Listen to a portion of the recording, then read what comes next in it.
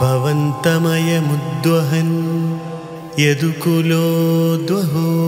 निस्सरन् ददर्श गगनोच्चलज्जलभरां कलिन्दात्मजाम् अहो सलिलसञ्जयः स पुनरेन्द्रजालोदितो जलौघ इव तत्क्षणात् प्रमदमेयतामाययौ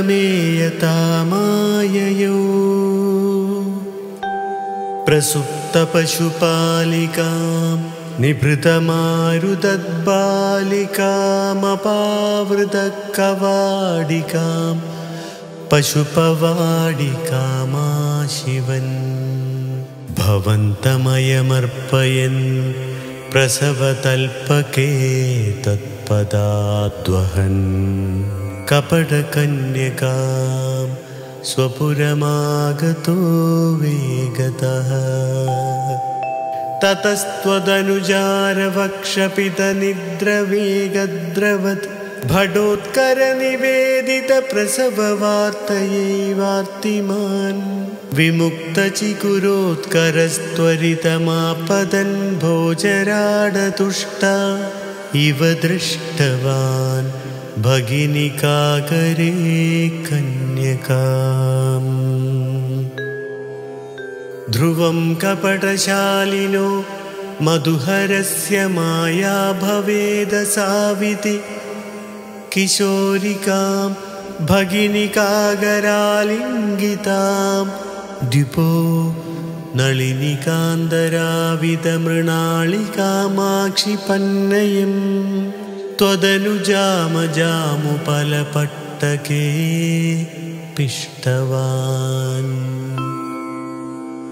ततो भवदुपासको चडिदि मृत्युपाशादिव प्रमुच्य तरसैव सा समधिरूढरूपान्तर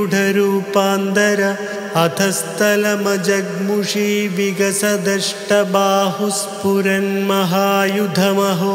गता किल विहाय सा दिद्युते नृशंसतरकंसते किमु मया विनिष्पिष्टया बभूव भवतन्तकः क्वचन चिन्त्यतां ते हितम् इति त्वदनुजा विभो खलु मुदीर्य तं जग्मुषी मरुद्गणपणायिता भुवि च मन्दिराण्येयुषी प्रगे पुनरगात्मजा वचनमीरिता भूभुजा प्रलम्बबकपूतना प्रमुखदानवामानिना भवन्निधनकामया जगति बभ्रमुर्निर्भयाः कुमारकविमारकाः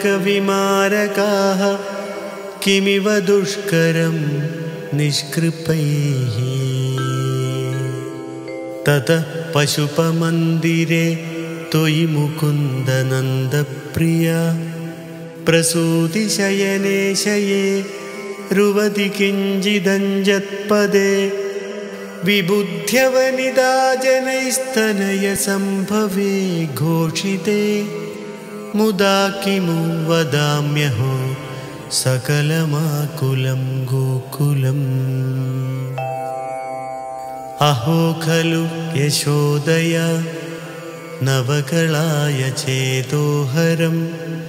भवन्तमलमन्दिके प्रथममापि बन्द्यादृशा पुनस्तनभरं निजं सपदि पाययन्त्या मुदा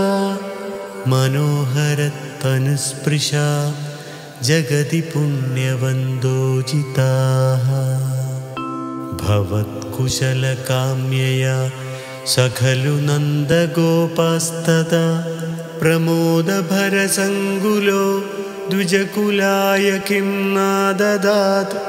तथैव पशुपालका किमु न मङ्गलं ते निरे जगत्त्रितयमङ्गल त्वमिह पाहि मामामया।